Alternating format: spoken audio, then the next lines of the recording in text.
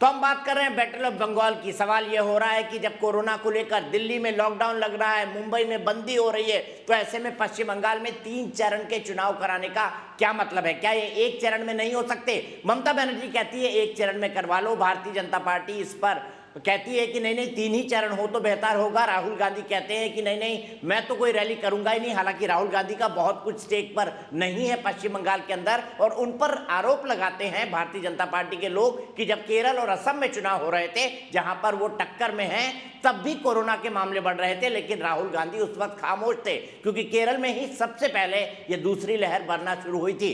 हमारे साथ कई सारे खास मेहमान जुड़े हुए हैं। बीजेपी से मेरे साथ प्रवक्ता अनिला सिंह जी है, विजय मिश्रा जी टीएमसी से मेरे साथ है, सुबीर भौमिक जी कोलकाता से मेरे साथ है, एनके सिंह सर दिल्ली से मेरे साथ है, मेरे साथ तापस सेन गुप्ता है, और मेरे साथ एम्स के पूर्व डायरेक्टर और जाने माने डॉक्टर एमसी मिश्रा है। तापस, सबसे पहले मैं आपके पास आना चाहूंगा, क्या कैलकुलेशन है ग्राउंड लेवल पर तापस, जिसके चलते बीजेपी को यह लगता है कि अगले 3 चरण के चुनाव भी जो शेड्यूल है उसके हिसाब से होने चाहिए, एक चरण में ना हो? क्या कैलकुलेशन है ग्राउंड पर? क्या मजबूरी है इन पॉलिटिकल पार्टीज की, खासतौर पर बीजेपी की? जी देखिए अगर आप बीजेपी की बात करें, अगर निस्संदेह से अगर चुनाव एक चरण में हो जाता है तो वो एडवांटेज तृणमूल कांग्रेस का, इसको लेकर कोई दुविधा नहीं है। लेकिन जितना चरण ज़्यादा रहेगा उतना बीजेपी के लिए अच्छा है, क्योंकि जैसे प्रधानमंत्री 23 तारीख को उनकी 4 रैलियां पश्चिम बंगाल में शेड्यूल्ड है। अमित शाह रोज़ आ रहे, पिछले 3 दिन से वो पश्चिम बंगाल में 5-5, 6-6 रैलियाँ वो कर रहे हैं, हर एक कॉन्स्टिट्यूंसीज वो विजिट कर रहे हैं। जितना ज़्यादा रैलीज होंगे उतना ही अमित शाह और नरेंद्र मोदी को पश्चिम बंगाल में देखा जा सकता है। और वही कहीं ना कहीं नरेंद्र मोदी ही एक पोस्टर बॉय है भारतीय जनता पार्टी के लिए, तो उनको जितना सामने रखा जाए, अमित शाह को जितना सामने रखा जाए, उतना बीजेपी के लिए वोट बैंक पर कैपिटलाइज करना आसान होगा। लेकिन अब पूरे पिक्चर की बात करें, अगर आप लेफ्ट कांग्रेस, तृणमूल, बीजेपी की बात करें, कहीं ना कहीं एक इच्छा की कमी है। ममता बनर्जी आज ये तो कह रही है कि मैं अपना स्पीच जो है वो आधे घंटे का कर दूंगी, और कोलकाता में चुनाव होने से पहले ममता बनर्जी सिर्फ एक ही सिंबॉलिक रैली करेंगी। लेकिन अगर आप देखें, अगर वो इतना ही चिंता करती हैं लोगों की, तो वो कल भी रैली कर रही है। कल कम से कम 3 रैलियां हैं ममता बनर्जी की, अलग अलग कॉन्स्टिट्यूएंसीज में, वहां जाकर वो करेंगे। तो ऐसा क्या है कि अगर 25 तारीख को वो एक रैली करती है, 26 को एक रैली करती है, तो लोगों की जान बच जाएगी। और 17 रैलियां बाकी है उनकी।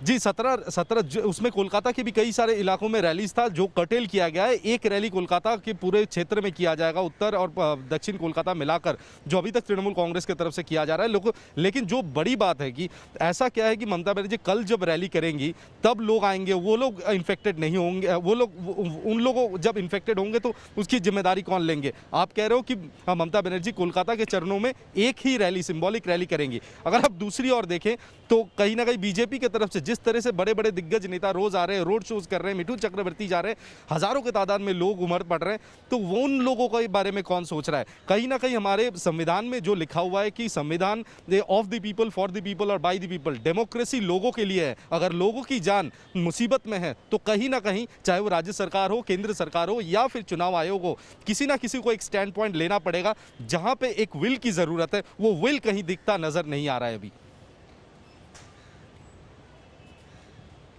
ठीक है, सीधे इसी सवाल को लेकर अनिला सिंह जी के पास चला जाओ। अनिला सिंह जी, मुझे बताइए, हो सकता है पश्चिम बंगाल जीत जाए, हो सकता है आपको चुनाव प्रचार का ज्यादा मौका मिल जाए, लेकिन अपोजिशन के पास आपको आरोप लगाने के लिए एक उलाहना हमेशा मौजूद रहेगा कि भाई भारतीय जनता पार्टी ने तो 3 फेज में इलेक्शन कराए, कोविड के पीक पीरियड में भी। इसका जवाब कैसे देंगे अनिला सिंह जी, जब अपोजिशन के लोग आप पर आक्रमण करेंगे कि भाई बीजेपी की जीत के चलते ही 3 में इलेक्शन हुए, कोविड का संक्रमण सर पे आ जाने के बाद?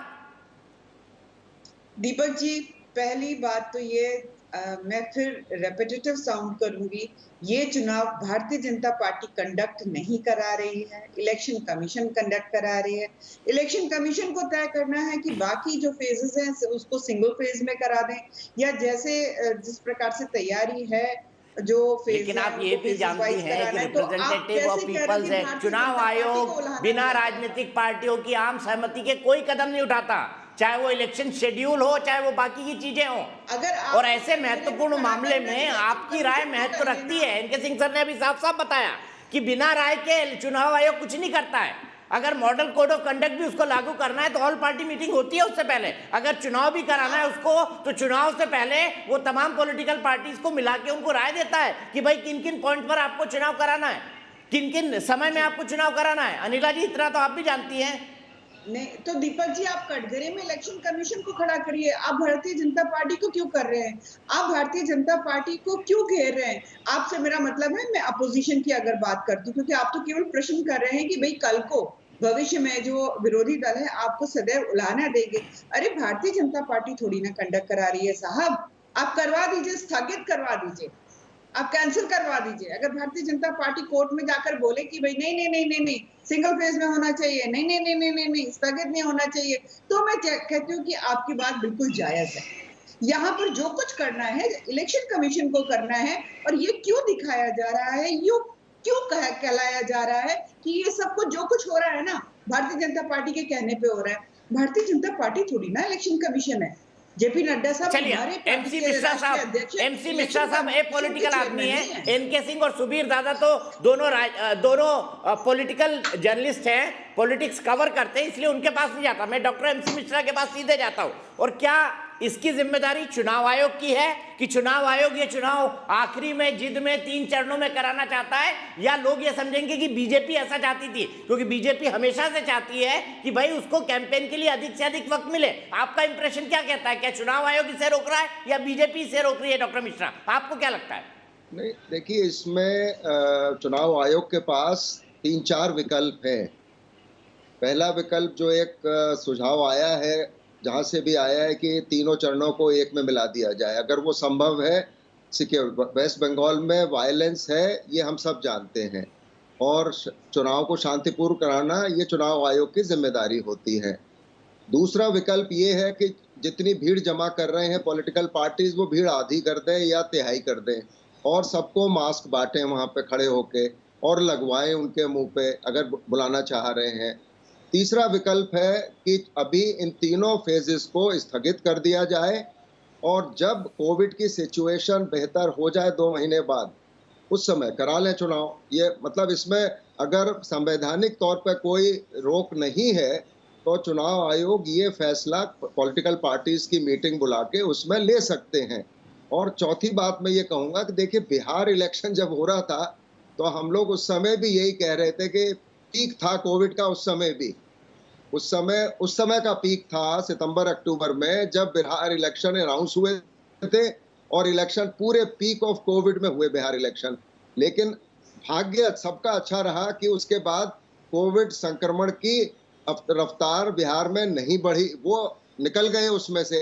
अब की से निकलेंगे कि नहीं निकलेंगे ये नहीं पता, क्योंकि ये म्यूटेशन वाला वायरस है, इतना ज़्यादा पहले ही फैला हुआ है। तो इसमें क्या 2 हफ्ते बाद आखिरी चरण के क्या तांडव होगा कोविड का बंगाल में, ये कोई भी, हालांकि रूरल पॉपुलेशन में कोविड कम देखा गया है, अर्बन में कोविड का बढ़ाव ज़्यादा है। चाहे वो बम्बई हो, दिल्ली हो, कानपुर हो, लखनऊ हो, इलाहाबाद हो, पटना हो, कलकत्ता हो। सर, मैं अपने अनुभव से बता रहा हूँ, अपने अनुभव से बता रहा हूँ, मध्य प्रदेश में गांव-गांव में पहुंच गया है। छोटे-छोटे गांव में कोविड के पेशेंट्स हैं। हाँ, इस बार रूरल पॉपुलेशन के अंदर भी कोविड कम से कम हिंदी हार्टलैंड में जा रहा है। नहीं है, वो तो है।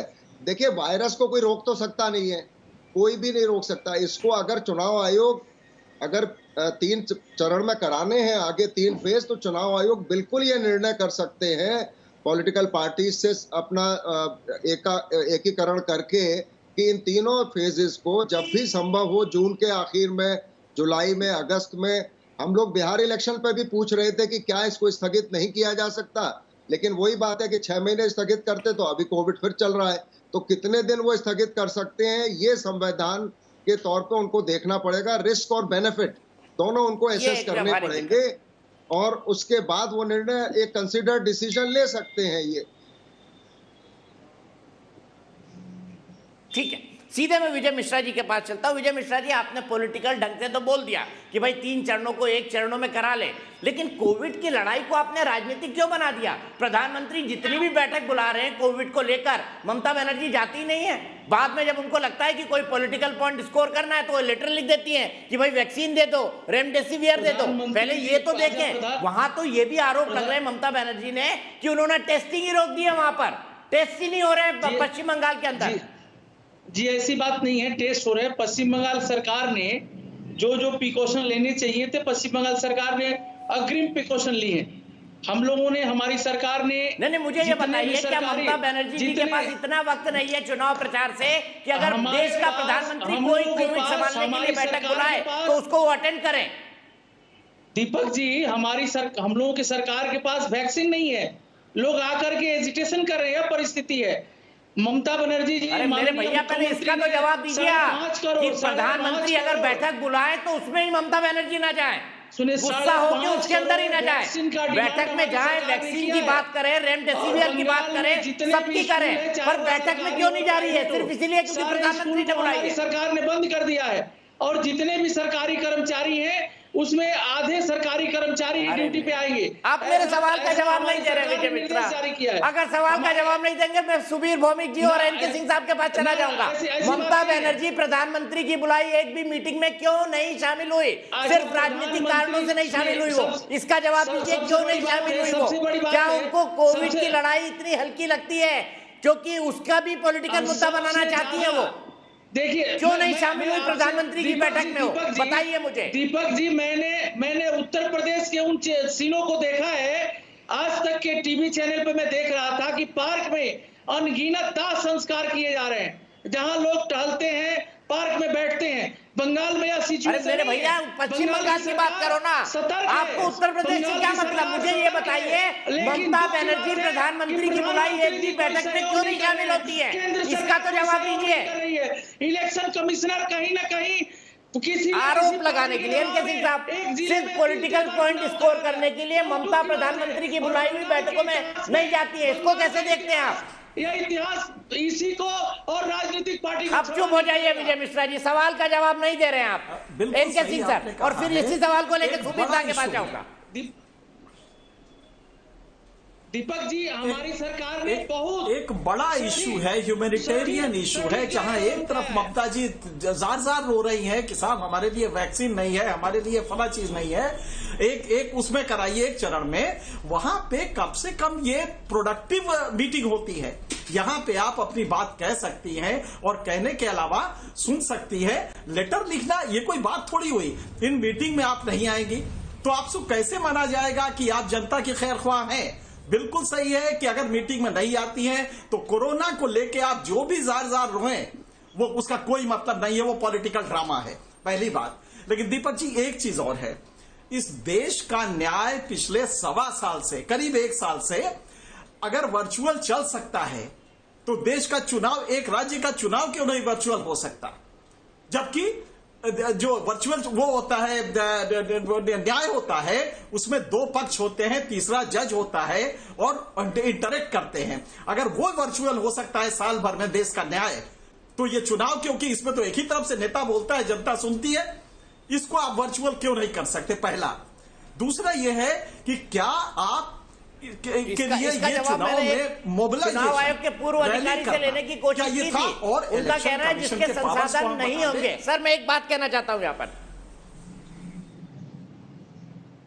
एक बात कहना चाहता हूं, उनका कहना यह है इलेक्शन कमीशन के नेताओं का कि प्रधानमंत्री जी ने एक वर्चुअल रैली की और उसमें समाज से जुड़े हुए हर व्यक्ति को जुड़ना है, लेकिन जिसके साथ वर्चुअल जुड़ने के संसाधन नहीं होंगे वो नहीं जुड़ पाएगा, और ये डेमोक्रेसी के लिए ठीक नहीं है। मेरे ख्याल से ये एक एक्सक्यूज है और शायद इस एक्सक्यूज में थोड़ा सा दम भी है। आप कैसे देखते हैं इसको? क्योंकि ये चुनाव तो समाज के आखिरी व्यक्ति तक पहुंचना चाहिए जिसके पास संसाधन है या नहीं है। आज आप टेलीविजन लगा रहे हैं, हाँ बिल्कुल सही, बिल्कुल सही है, तो आप उसके लिए टेलीवाइज्ड कर दीजिए। आज दीपक चौरसिया जी अपना प्रोग्राम कर रहे हैं, आप टेलीविजन पे चले जाइए, आप दुनिया के बड़े बड़े मैसेज टेलीविजन पे दे देते हैं। स्वच्छ भारत टेलीविजन पे सक्सेसफुल हो जाता है, तब तो कोई दिक्कत नहीं होती है। आप कोरोना जब लगाते हैं, जब लॉकडाउन लगाते हैं, उसका अनाउंसमेंट करते हैं तो क्या घर घर जाके करते हैं? लॉकडाउन आप नेशनल अनाउंसमेंट से करते हैं, national address to the nation से करते हैं, तो इसके लिए क्या दिक्कत है? इसलिए लॉजिक बड़ी भोंडी है। दूसरा यह है कि अगर ये हो सकता था तो फिजिबल था, कर देना चाहिए था। और मुझे लगता है अभी भी वक्त वो है, क्योंकि जिस डायमेंशन में ये आर फैक्टर जिस तरह बढ़ रहा है, आपको ताजुब होगा दीपक जी, 1 मार्च को जब आप प्रोग्राम कर रहे थे उस दिन वेस्ट बंगाल में 200 से कम पेशेंट्स थे। आज जानते कितने हैं? 20 गुना पर डे 8,700 पेशेंट है, और ये बढ़ता जा रहा है। ये दोष किसको देंगे आप? और आप जानते हैं कि वहां पे स्वास्थ्य सेवाएं बहुत खराब है। वजह क्या है? इस बजट में 23% बजट का पैसा सिर्फ डेट सर्विस में जाता है। जो कर्ज लिया है वेस्ट बंगाल गवर्नमेंट ने, उसके सर्विस में मतलब इंटरेस्ट में जाता है। लिहाजा स्वास्थ्य सेवाओं के लिए बहुत पैसा रहता नहीं है सरकार के पास। लिहाजा ये कोलैप्स कर जाएगा। मेरी चिंता इस बात को लेके है। सही बोल रहा हूं, बिल्कुल सही, बिल्कुल सही। और सुबीर दा, इसी सवाल को लेकर मैं आपके पास चलता हूं। क्या आपको लगता है कि शायद चुनाव आयोग अपने फैसले पर रिकंसीडर करे? क्योंकि देश में जिस तरह का माहौल सोशल मीडिया पे बन रहा है, जिस तरह से लोग आर्टिकल लिख रहे हैं, कुंभ को लेकर भी कहा गया, वो भी स्केल डाउन हो गया है, अब सिर्फ चुनाव बचा है। क्या आपको लगता है कि आने वाले समय में चुनाव आयोग चेत सकता है इस मुद्दे को लेकर? क्योंकि अभी भी एक लंबा वक्त है, 29 तारीख आने में अभी लगभग 10 दिन का वक्त बाकी है। चुनाव आयोग को अगले 24 घंटे में फैसला लेना चाहिए इसको लेकर। एनके सिंह साहब बिल्कुल सही कह रहे हैं। अब हमारे पास इतने ऑप्शंस हैं। मैं एक सवाल पूछता हूं, उस दिन कलकत्ता में जब बैठक हुआ, जो एनके सिंह साहब जैसे लोग, हमारे जैसे लोग, थोड़ा बहुत जिनको पॉलिटिकल और एडमिनिस्ट्रेटिव प्रोसेस का जानकारी है, इतने साल पत्रकारिता करने के तहत, अगर हम लोग इतना सवाल उठा सकते हैं, मैं पूछता हूं दीपक आपसे कि उस दिन जब ये आलोचना हुआ, जिस दिन वो इलेक्शन कमीशन का, ये सब मुद्दे तब क्यों नहीं उठाए गए? न ही पॉलिटिकल पार्टी की तरफ से चुनाव आयोग के भी कार्यकर्ता बैठे हुए थे। मतलब कि एक हमको करना है बैठक, हमने कर लिया। ये जो हम बंगला में गोयंग अच्छो बोलते हैं ना, ये गोयंग अच्छो वाला हिसाब है कि हमको करना है इसलिए किया। एक चीज, ये फैसला बिल्कुल सही आपने कहा, ये 24 घंटे के अंदर ये फैसला लेना चाहिए। और अभी भी जो वक्त है, इसको कुछ इसके ऊपर फैसला लेना चाहिए। मैं एक चीज हमारे डॉक्टर मिश्रा से मैं सहमत नहीं हूं कि इसको अब जून महीने में ले जाओ, ये करो वो करो। जो चुनाव का फैसला, जिनको वोट जैसे देना है उन्होंने तय किया हुआ है, एक और चरण में इसको करके खत्म करो। और एक और चरण में करना संभव है, क्योंकि ये मानता हूं उनके साथ। यहीं पर रुकते हैं सुबीर दा, क्योंकि अफसोस हमारे पास वक्त आज के लिए इतना ही है। लेकिन हर शाम 5 बजे बैटल ऑफ बंगाल में हम आपसे मिलेंगे और कल विश्लेषण करेंगे एक बार फिर से कि आने वाली जो सीटें हैं उसमें कौन किस पर कितना भारी है, और क्या चुनाव आयोग इस पर रिकंसिडर करता है, फिर से कोई फैसला करता है, या एक फेज में चुनाव कराने की बात करता है। इस पर भी हमारी नजर होगी। फिलहाल एक ब्रेक।